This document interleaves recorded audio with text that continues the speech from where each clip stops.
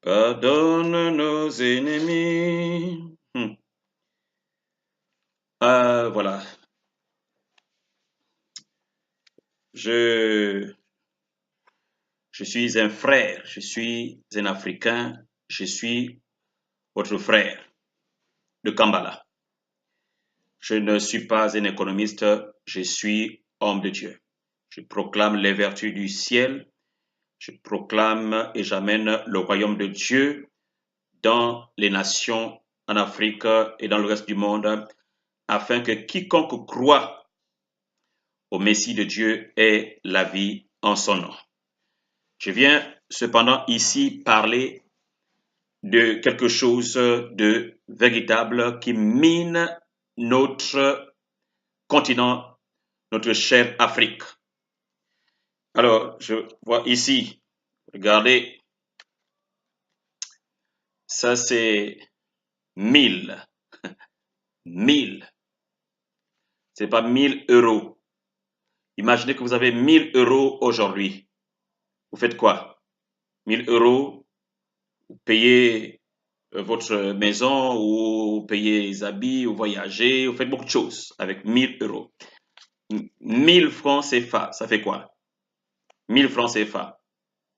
Vous payez dans notre pays, en Afrique centrale, ici, vous payez 4 pains, ça fait donc 500.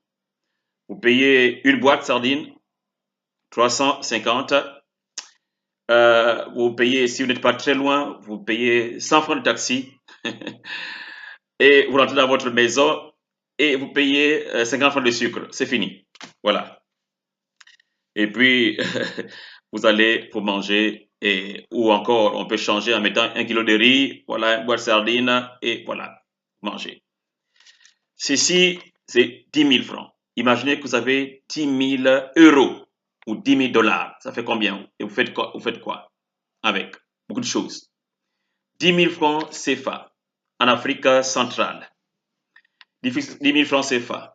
On fait quoi avec? C'est tellement beaucoup de choses. Un repas, 2 repas. Ça dépend de dans quel milieu vous vivez. Combien de familles, combien de personnes peuvent manger avec 10 000 francs CFA? Et combien de jours? Pas une semaine, un jour, 2 jours. En Afrique centrale.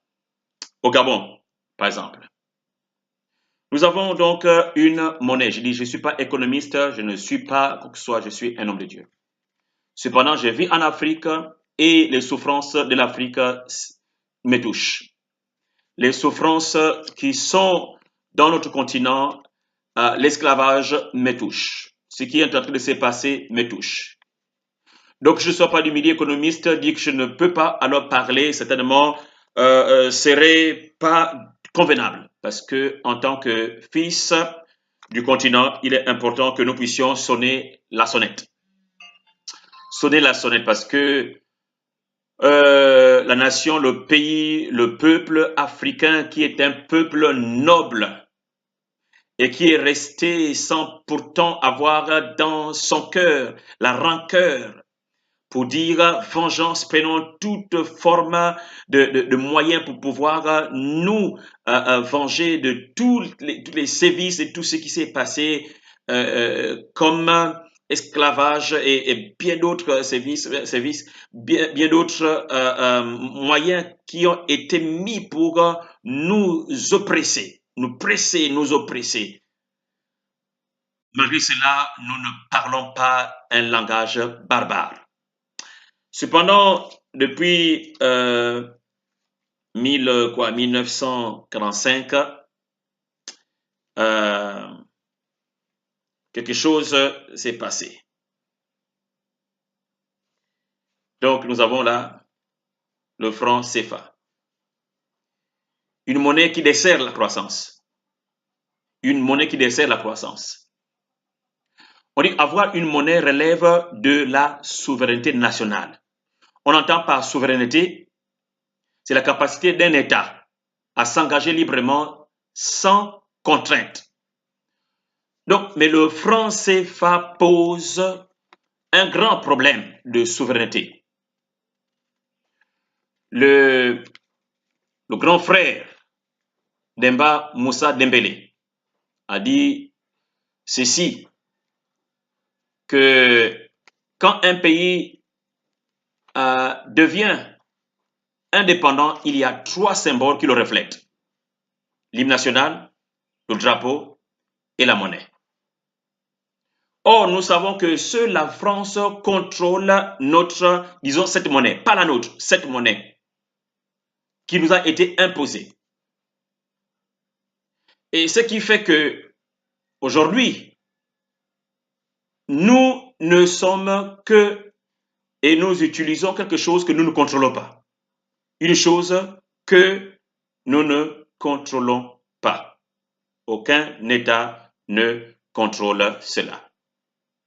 Permettez que je puisse, avant de revenir sur la monnaie, dire un article qui a été pris lors du congrès, quand l'Europe, les Européens se partageaient l'Afrique. Écoutez, un article pour comprendre quand on parle de souveraineté. Je viens. Voilà, Berlin. Berlin 1885. Disposition générale, article 1 de la devise. On parle la devise de l'impérialisme: gouverner le monde et contrôler les richesses de la planète. Notre politique est de diviser pour mieux régner, dominer, exploiter et piller pour remplir nos banques et faire d'elles les plus puissantes du monde. Article 2. Aucun pays du tiers-monde ne constitue un État souverain et indépendant. Je m'arrête là d'abord. Ici, c'est la charte qu'a signé un certain nombre de pays européens, et dans l'article 2 qu'ils ont eu à prendre, dit aucun pays du tiers-monde ne constitue un État souverain et indépendant. Pas de souveraineté, pas d'indépendance. Comprenez que nous avons eu, soi-disant, une indépendance politique, une indépendance nationale.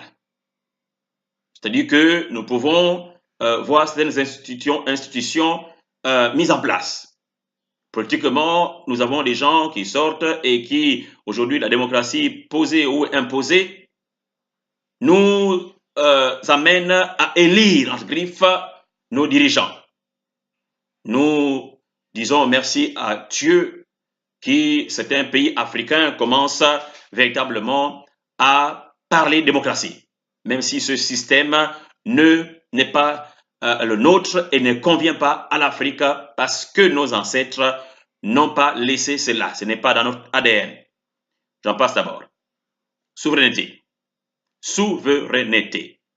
Pas de souveraineté. Aucun pays du tiers-monde ne peut être ainsi. Donc, politiquement fait, au niveau des frontières nationales, c'est fait.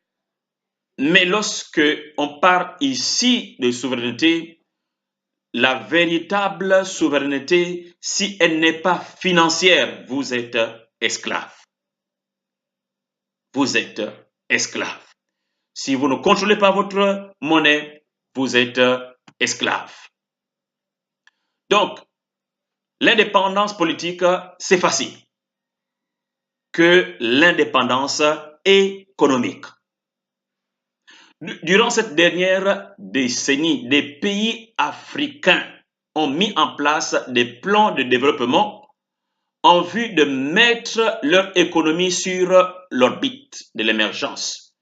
Nous allons donc citer ce que le Gabon a fait, le plan stratégique Gabon émergent, le plan sénégalais émergent et le plan national de développement de la Côte d'Ivoire. Or, comment peut-on mettre ces économies en branle s'ils ne sont pas souverains sur leur monnaie? Comment peut-il financer le programme d'émergence avec une monnaie artificielle?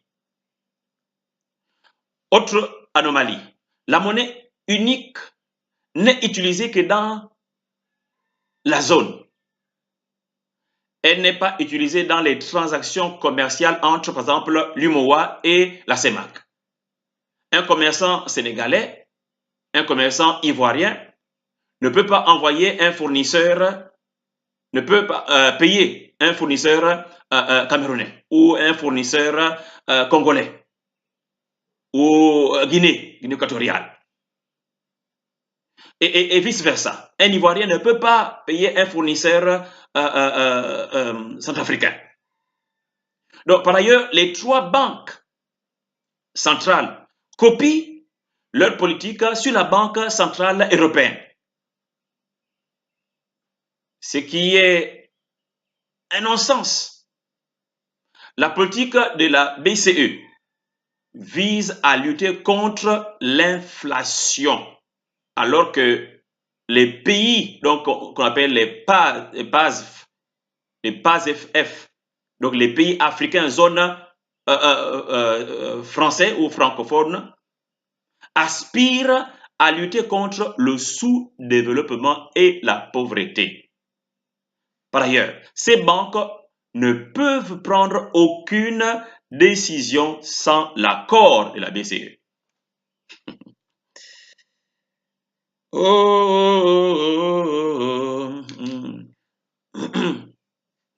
Pardonne nos ennemis. On va continuer un peu, Continuons-en un peu.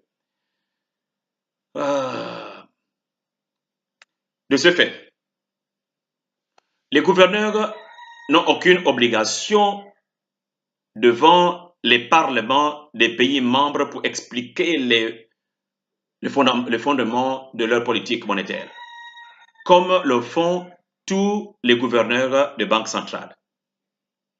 Regardez, après 70 ans d'utilisation du franc CFA, les résultats parlent d'eux-mêmes.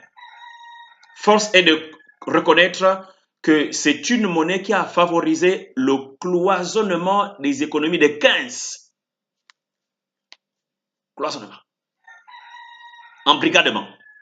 Alors qu'elle est censée favoriser l'intégration économique.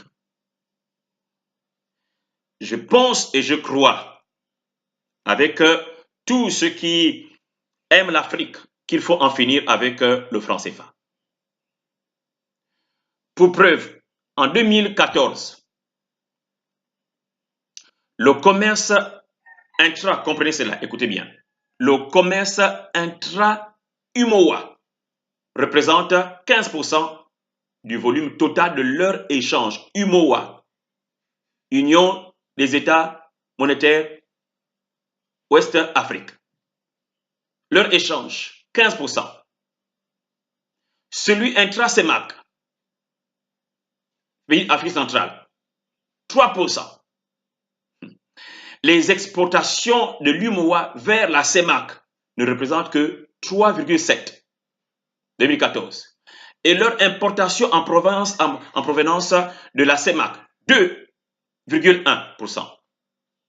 Maintenant, écoutez, dans l'Union européenne, en 2013, 63% des importations de l'Union européenne et 59% de ces exportations proviennent de l'UE. My God.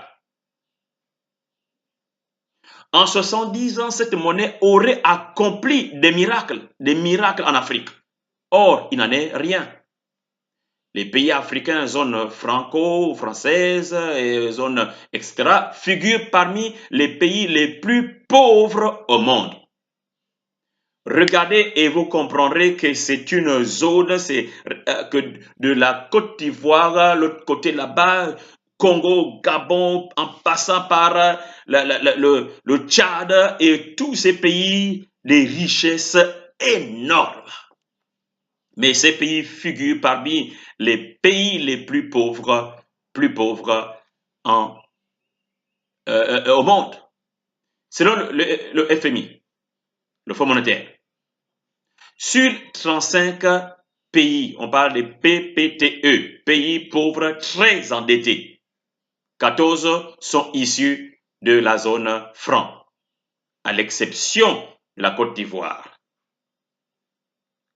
Exception, j'ai mis entre guillemets, à l'exception de la Côte d'Ivoire, car il faudra aller dans les fins fonds pour comprendre, aller dans les rues de Yopougon, le Grand Bassam là-bas, pour voir dans quel état ces populations vivent et essayer maintenant de comprendre sur quel indice on parle de la Côte d'Ivoire étant alors un pays exceptionnel, entre griffes. Passons-en. Donc, aucun pays de la zone ne figure dans les top 10 africains. Je ne sais pas 10 africains, pas mondial, dans les pays, dans le top 10 africain. La compétitivité 2014-2015. La compétitivité traduit la capacité d'une économie ou d'une entreprise à faire face à la concurrence étrangère. Or, le calcul de l'indice, la compétitivité d'un pays se base uniquement sur les prix. C'est le rapport entre l'indice des prix et l'importation et l'indice des prix à la production.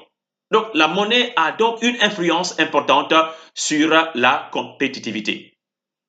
Et il ne s'agit pas de qu'est-ce que vous avez, de quelle université et tout ça, si l'université, si tous les banques que vous avez et tout ce qui se vit ici et là, s'il n'y a pas réellement la finance qui élève le pays, nous sommes bas. Alors, le premier à jeter le pavé dans la mer, c'est notre frère Joseph Chunjang. Pouémé, je ne prononce pas très bien, frère, forgive me. Il est économiste camerounais. Avec son ouvrage publié en 1980, Monnaie, servitude, liberté, la répression monétaire de l'Afrique. Depuis alors, nous voyons que les voix s'élèvent ici et là et nous encourageons nos économistes, nous encourageons nos dirigeants. Nous disons à nos dirigeants, soyez courageux, prenez courage, parlez, agissez, réagissez, et non seulement réagissez, mais agissez. Agissez, amenez l'Afrique vers son destin. L'Afrique a une destinée noble, puissante, élevée de gouvernement et d'autorité, d'amener véritablement son peuple à être dans le bonheur, dans la félicité. Et ses dirigeants, que ce soit politiques, économiques et bien d'autres, religieux, que l'Afrique, ses fils, s'élèvent. Stand up, rise up. Levez-vous et levons-nous, afin que cette Afrique digne d'envie, que le monde en vie puisse être à sa place et donner la direction au monde. C'est la mère du monde, le berceau de l'humanité, qui a eu des grands et tout a été découvert, fait dans toute la noblesse. En Afrique, nous savons gérer, nous savons diriger. Alors nous pouvons réellement faire de grandes choses aujourd'hui. Alors nous devons refuser cette manipulation, gestion comme des bébés, éternels bébés, après 70 ans. Nous devons réellement dire stop à cela. Stop à cela. Oui, moi je prie. Et oui, toi tu agis. En tant que dirigeant de notre nation, dirigeant de notre continent. La France a officiellement ouvert le débat récemment, je ne sais pas si ce n'est pas une moquerie. 2012, à Dakar, François Hollande encourageait donc les gouverneurs de banques centrales à utiliser de façon plus active les réserves de change auprès du Trésor public français. En disant que si nous voulons aller de l'avant, il faut absolument jeter le CFA à la poubelle. Et pour cela, le mot « je suis d'accord ». Il faut jeter le franc CFA à la poubelle. Bien, je ne sais pas où se trouve la poubelle, mais on doit le jeter. On doit le jeter. Et ça, ce n'est pas quelqu'un d'autre, c'est notre frère Dembélé qui a dit ça. Il faut qu'on le jette. Si nous voulons aller de l'avant, a dit notre frère Dembélé, nous jetons le franc CFA à la poubelle. Le franc CFA à la poubelle. Les pays africains doivent avoir une monnaie sur laquelle ils ont un contrôle total. Contrôle total. Leur monnaie. Dans le Nigeria, peu importe ce qui se passe là-bas, regardez l'Afrique du Sud, le Ghana, le Zimbabwe. Regardez ces pays, Tanzanie, tous les pays qui ont leur monnaie, allez-y voir. Dans leur pauvreté, ils arrivent à faire de grandes choses. L'Afrique centrale, l'Afrique de l'Ouest, il faut que le franc CFA soit jeté à la poubelle. Ok, je vais donc juste dire quelques mots encore et puis terminer. Je sais que vous me suivez, je sais que autant que nous sommes concernés par cette problématique. Donc, les pays africains doivent se réveiller. On ne parle pas de la révolte. La révolte reflète un esprit d'infériorité. Nous ne sommes pas inférieurs, nous devons prendre juste notre rôle, notre destinée en main et nous lever pour gérer nos choses. Nous ne sommes pas des enfants, nous sommes des hommes nobles. Une monnaie, c'est un instrument fondamental du développement économique et social. Si vous ne maîtrisez pas votre monnaie, c'est une partie de votre processus de développement que vous ne maîtrisez pas. Donc, par ailleurs, le franc CFA est aujourd'hui arrimé à l'euro et non le franc français. Les pays africains zone franc ont signé un accord avec le franc français et non l'euro. Et a fortiori, les autres pays européens. Du coup, la légitimité du rôle de garant du trésor français n'est plus cohérent. C'est pas cohérent. C'est pas cohérent. Les pays africains zone franc n'ont pas choisi d'arrimer leur monnaie à l'euro. En France, les Français ont ratifié en 1993 par voie référendaire le traité sur l'Union européenne. Dans les pays africains zone franc, le passage à l'arrimage du franc CFA à l'euro, de l'arrimage du franc CFA à l'euro a été imposé. Allez-y comprendre. Les autres choisissent, nous on nous impose. Revenons un tout petit peu. Je vais lire 2 ou 3 articles pour terminer de la charte de Berlin de 1885. On parle de la ruée sur l'Afrique. Oh my God. Regardez, écoutez.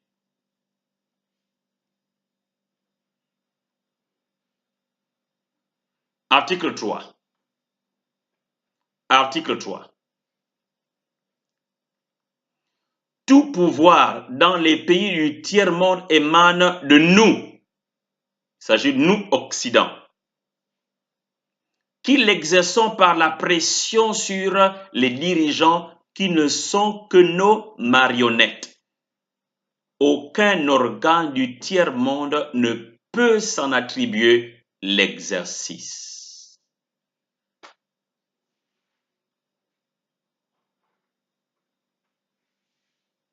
Tous les pays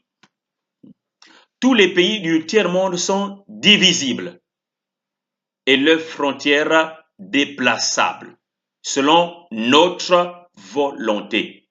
Le respect de l'intégrité territoriale n'existe pas pour le tiers-monde. Où se trouve alors la souveraineté?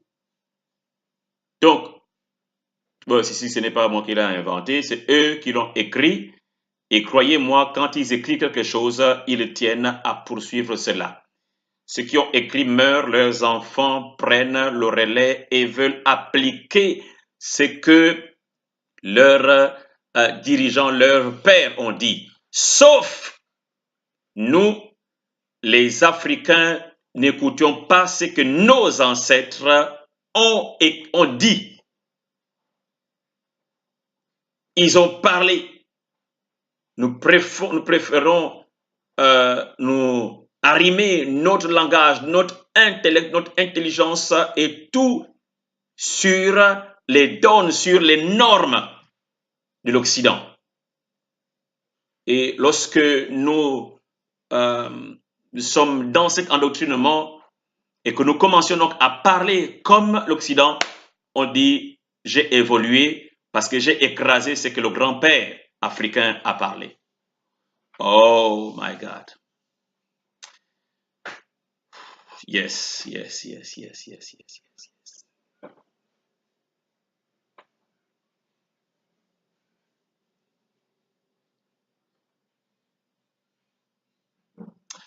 Ok, je finis par ça. Je reviendrai plus tard sur cette charte-là.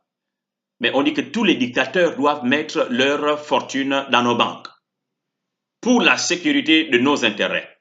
Cette fortune servira des dons et crédits accordés par nous comme assistance et aide au développement du pays du tiers-monde. Nos gens, nos leaders, nos responsables déposent l'argent, l'or, les lingots d'or là-bas et ils disent nous vous aidons avec ce que nos propres frères ont déposé. Come on! On dépose, moi je pars, je dépose les lingots d'or. Je dépose l'argent dans les banques. Alors, mon argent, il est pris et il est renvoyé chez moi en termes d'aide aux pauvres et au développement, assistance au développement. C'est-à-dire que on me prend pour un toto. On nous prend pour des totos.